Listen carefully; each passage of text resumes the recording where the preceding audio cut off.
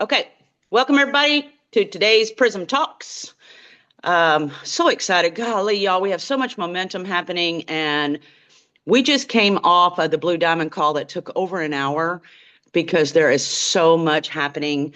It's just amazing. This whole week, I've been sitting in gratitude, just knowing I'm with the right company, looking at how many billion-dollar brands that we have. It's just insane.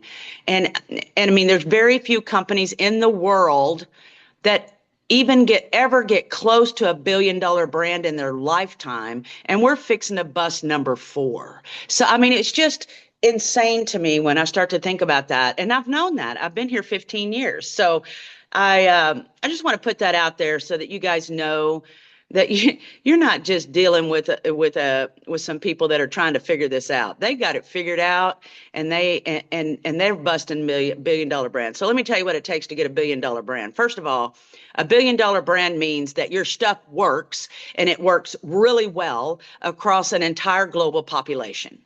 That's what it means. So if your stuff did not work, you will not get to a billion-dollar brand.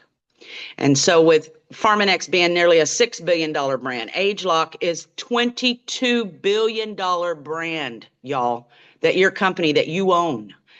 You've got the life packs themselves are well over 4 billion. And now we've got the Prysm brand that's fixing to bust $1 billion. By the end of the year, it'll be $1 billion brand. So y'all, this was just amazing to me. So I just want to take that and say that a little bit, but I want to talk a little bit about a couple of things that they said on the Blue Diamond call. Prysm best practices. So they've gotten nearly 500,000 scans now just since January 9th. So that's a lot of data going in. So they're going to be changing up the algorithms as they collect that data. Very scientifically validated. Everybody can see it now around the world. So it's starting to become a big popular thing. So go to the Facebook group. I am going to start working more over in that Facebook group, trying to do some challenges, trying to bring some awareness to people's scores. I'm really kind of making it customer friendly. I want to start putting a lot of just information, just data, things they need to know. You guys are all admins, I believe, on there. If you're not, let me know. I can make you one so that you can post things in there. But I've sold 10 Prysms in the last week, so I need a place that I can put them. And I'm losing track of who they are, so it's starting to get momentum. A lot of things coming. So I've changed the Tuesday Prysm Talks to the first and third of the month. Reason I've done that is because all of our teams are starting to now have a lot of different Zoom trainings. And I really feel like that we need to spend our time doing assessments with people, building relationships with people, getting people measured, and just making sure that we're making those connections, getting people on the subscriptions for that guarantee, watching them be healthy and helping their families. And I think if we're sitting on Zooms all the time, or having to anticipate one coming or worry about if we forgot one or catching a recording, it kind of eats up a lot of that brain power that you need to be able to go out and start to work with these people. So I've gotten with Suzanne, I've got her schedule. Woo! She's so beautiful. She makes these for all of you. Carla's got a schedule going. The company now is going to put the Prysm corporate call with Buck and/or Ryan every Friday, 11 a.m. Central Time. So that is going to be one that everyone you meet can get on.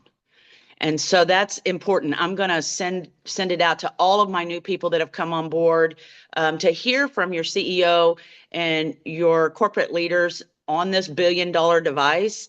That's huge, and that validates you. So those are going to become some important Zooms that are coming up. So Tuesdays are going to be now on the first and third. If you have ideas and things you want me to talk about, just shoot them to me. Today I want to talk a little bit about brain health. Let me make sure I've gone through some things. Yeah, Facebook, yeah. So I'm getting a lot of conversation. I'm just noticing in my own conversations with people that, they want to know what that means, and I've talked a little bit about the score before, but really want to keep it simple for people. So we want to make sure that We're just kind of dumbing it down. ABCDF works, colors work. I like the color chart. It's simple, and if the company has to kind of update the validity, then that doesn't change. The numbers that they're getting, make sure those numbers are climbing. Colors, good. Make sure the number is climbing. Based on 1,000, real quick, and I've said this before, but if on 1,000 on the Prysm, if somebody measures 200, there's 20% of their body that's actually being protected. 80% of their body's being attacked. And what are they being attacked by? They're being attacked by these oxidative stress, free radical molecules that are being created from our lifestyle, from just breathing air every day. Just not counting, I mean, foods, everything you do, foods, drink, everything you put in your mouth, everything you think, all the environment you're in, the air you breathe, the water, everything, is creating these oxidative stress free radical molecules. So the goal is to make that number go up so that your body doesn't have to be in inflammation response. And that's what that means. And I told a guy that yesterday. I said 80% of your body is an inflammatory response. I know they're wanting me to take this medicine and that for all this inflammation. And I said, well, if you take a medicine, then your body has to heal from two things. It's going to have to heal from whatever your issue is, and then it has to heal from the medicine that is creating an additional toxicity. So it might work temporarily, but then your body still got to heal from that free radical toxicity. So that made sense to him, and I kept it simple. But he's got a child that had an acquired brain injury similar to my son, and went into a brain injury psychosis similar to my son. And they were sitting in a cycle of not knowing what to do when their child is having a psychotic break. And so I said, well, let's look at it this way. The brain is the most selfish organ in the human body. It's going to take what it needs for survival from the body. You can't just go shoot these vitamins into your head. You can't just go be dissecting your brain. The brain will suck out what it needs for survival through your body. So measuring the resources that you're putting in your body is also going to give your brain the resources it needs to stay healthy. The brain is the most oxidative organ in the human body. It uses more oxygen than any other organ or system in the human body. So the oxidative stress in the brain is much higher than it is anywhere else in the body.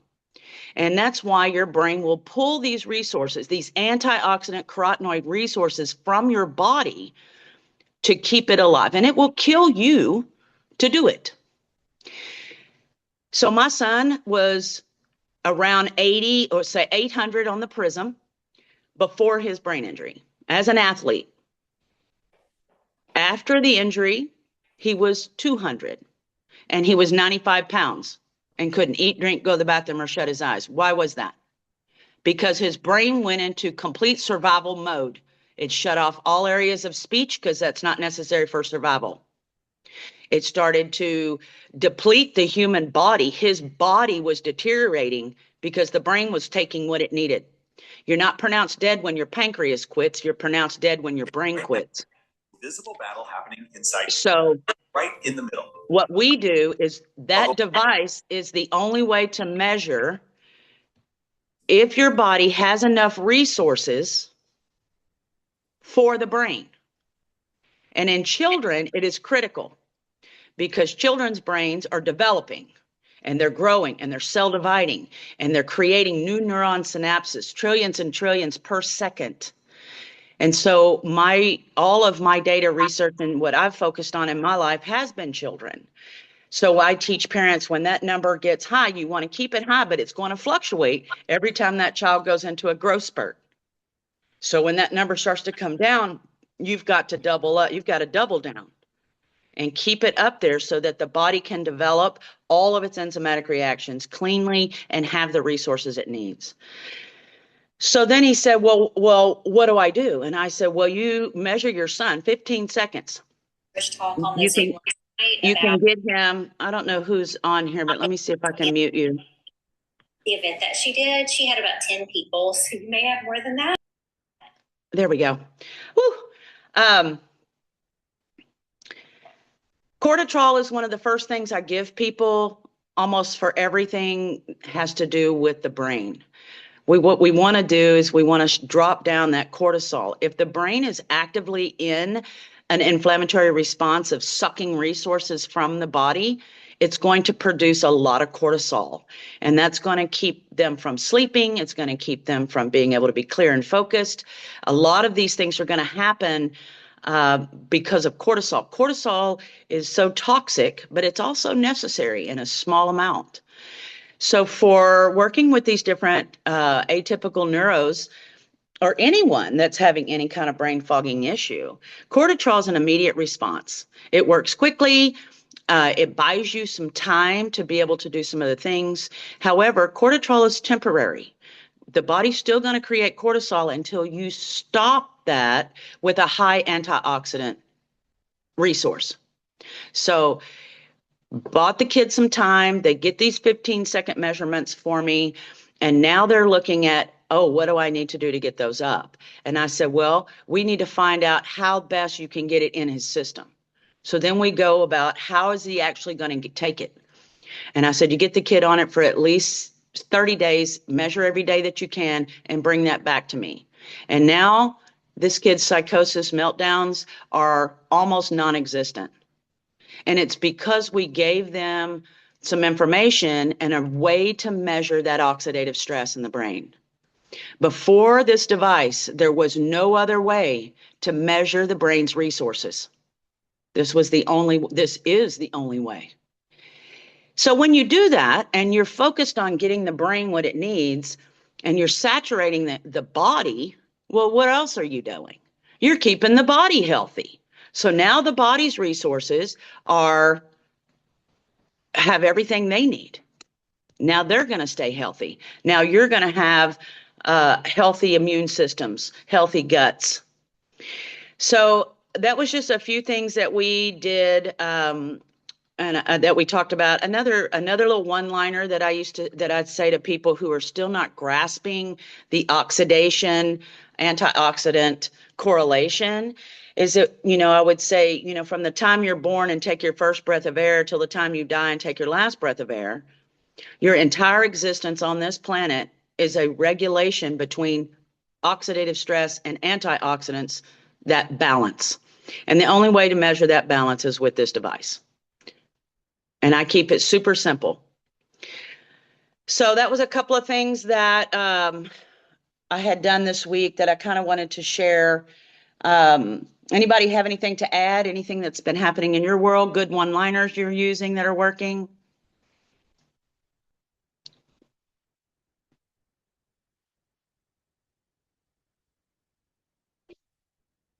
No? Anything on the assessments that are coming up that you're doing that may be challenging to answer?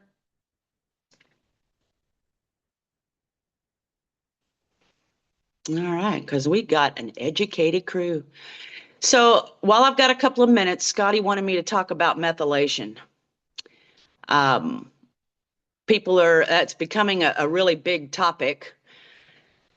It's too much to go into here for the next 7 minutes, but essentially you have to be very careful when somebody's throwing out methylated anything. So I'm going to give you just a quickie. Methylation starts at gene expression. It actually starts way before that, but for what we know, it starts at gene expression. You have the only products in the world that can regulate, repair DNA and gene expression. So that's number one. That's the source. So everything else that's coming into play in the marketplace on methylation is starting in the middle of the chain. So it's not going to ever fix anything.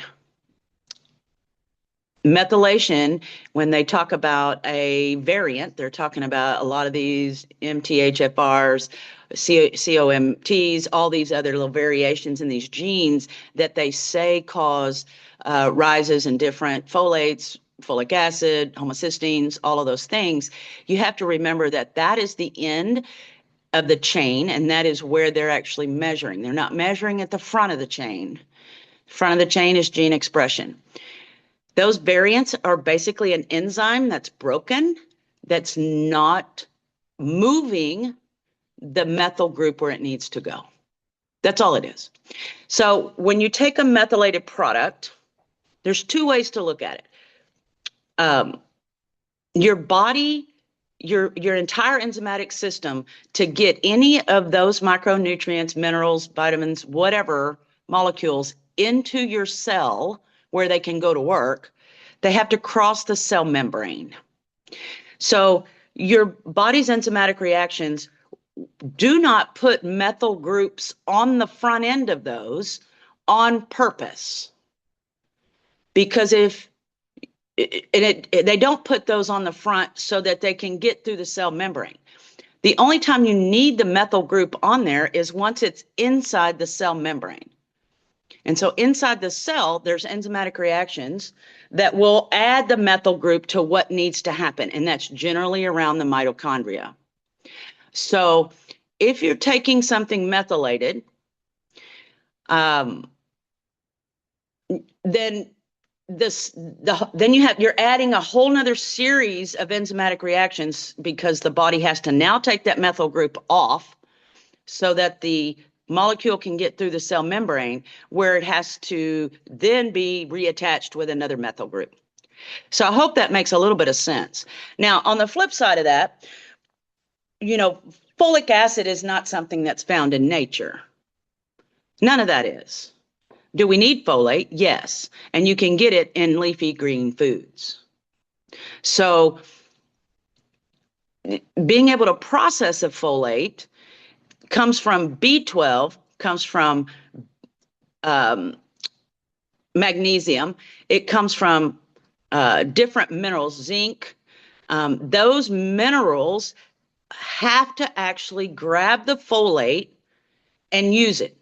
So if people are having high homocysteine or high folate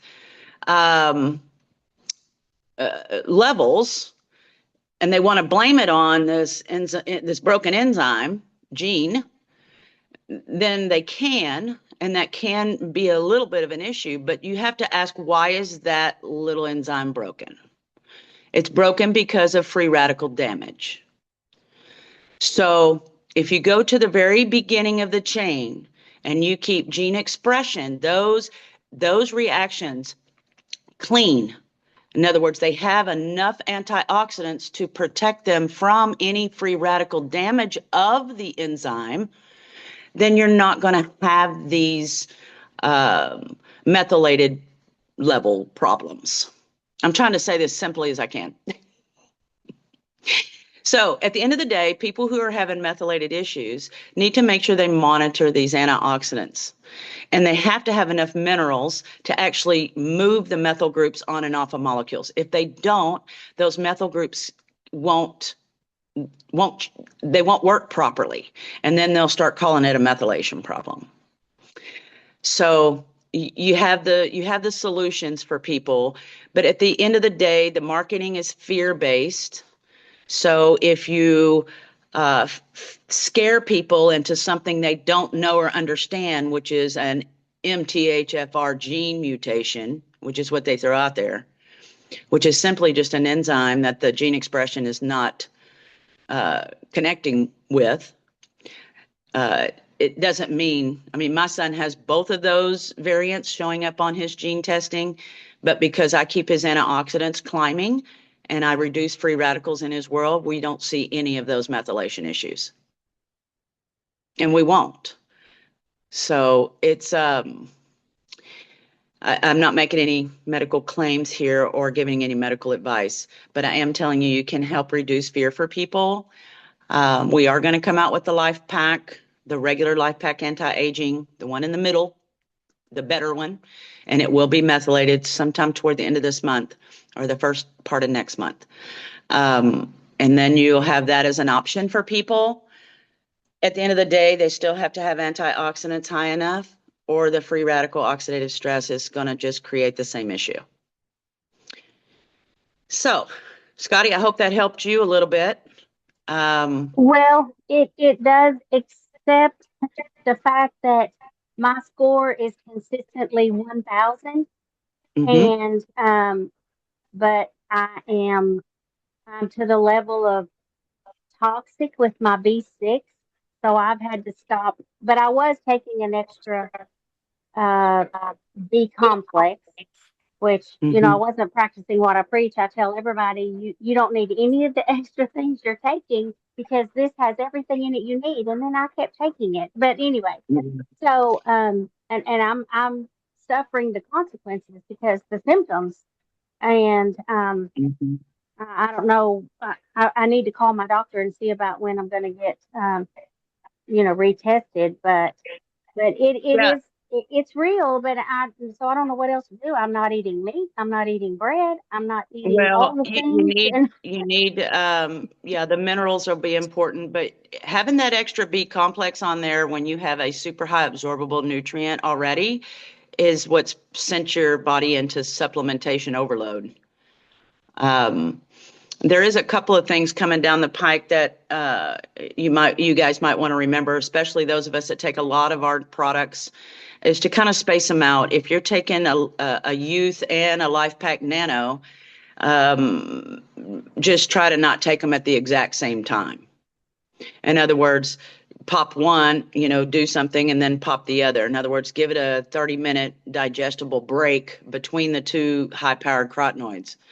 One, you're going to get better absorbability, and two, it's a little easier to digest. But Scotty, I do believe that you went into supplementation overload, which back when you were doing that was probably what you needed, but then your body caught up and now it's on overload. So I agree with you dropping that off. The one that you had added that was not ours. But that's another thing people have to remember is our products, they do absorb at 100%. So even though that says, you know, 500 IUs of something and your doctor says you need 50,000 IUs of it, you have to remember that all 500 IUs is absorbing. So it's um, it's a little bit different absorbability, but you're going to get it, Scotty. We'll get it figured out. thank you, Anything Kim. else? You're welcome, Lovey. Anything else? Anybody got any questions? Anything coming up from? If you just keep an eye out on what your customers are needing. Um, those sort of things so we can kind of go through those. We yeah, we're breaking this down to 2 days a month because of all of the Zooms. Really want people out there getting measured. We really need to get people empowered and on some guaranteed products. I'm going to put a couple of images in the chat that was really cool today. They were talking about lifestyle products that we have versus the Prysm certified products that we have, and I thought that was interesting. The lifestyle products basically are products that reduce free radical oxidation in the body. And then the Prysm certified products increase the antioxidants. So it's like if you take them both, you're kind of getting a, double whammy, which is good. Suzanne, I know you're working out, but anything else? No, sorry. No, this was all amazing. And I'm just really putting out questions with people, trying to start conversations, ask them about their Mhm. nutrition, their interests, what are they into, and then inviting them to take a look at the tool. So play with your invites, try different things, ask questions, Mhm. invite people to assessments, and just, do it all because you're going to start to get a groove and get a rhythm for what works. Yeah, absolutely. And on that note, that just reminded me, Suzanne, way back 15 years ago, I had this little acronym I used to use because we did a lot of walking and talking. I had to figure out how to strike up a conversation with somebody. And I came up with this acronym called FORM, FORM. And some of y'all may have heard me say this before in the past, but in my head, it was form a relationship. So I would start to ask questions in these four categories, not necessarily in that order, but it helped me to remember in my brain to ask them a question about family. So F stood for family, like, hey, are you married? You got kids, whatever it was, just family questions. O was organization, like, what church do you go to, or your kids in the same baseball league, or whatever the organization was. So it's like I tried to get them to tell me, what they're a part of outside, and then R was recreation. Like, what do you do for fun? And a lot of times that would be my very first line, standing in a grocery store checkout. I might ask the person in front of me waiting, saying, hey, what do you do for fun around here? So R was recreation, and M is money. So what do they do for a job, for a living, et cetera, et cetera. And what I found is people, number one, love to talk about themselves. And number two, you're going to hear their pain point. I hate my job. I don't make enough money, or, whatever it is. I'm getting divorced, or I can't go do my recreation, or whatever it is they like to do. I don't do anything for fun because my legs hurt all the time, or because I'm always sick, whatever it is. You're going to hear their pain point if you allow them to answer as many questions and talk about themselves. And in my brain, I kind of go through those categories and make sure that I've hit them all. And then you just kind of reach out. I would reach out and say, hey, I may have a friend that might be able to help you with that. Would you be open to learning about it or hearing more about it? And that was how we did it in the beginning. And I think that's still valid today. And I still, when I have conversations with people today, I still in my mind try to hit those areas on FORM. So just a little tip from the long time of doing it. So hope that was helpful. Thanks for reminding me of that, Suzanne. Anything else? That was so good. Thanks, Kim. All right, lovies. I think we've got it covered. I'll see you in 2 weeks. Anything come up, we will and we can have a Prysm Talks emergency chat anytime. Bye, guys. Okay, guys, go have a good one.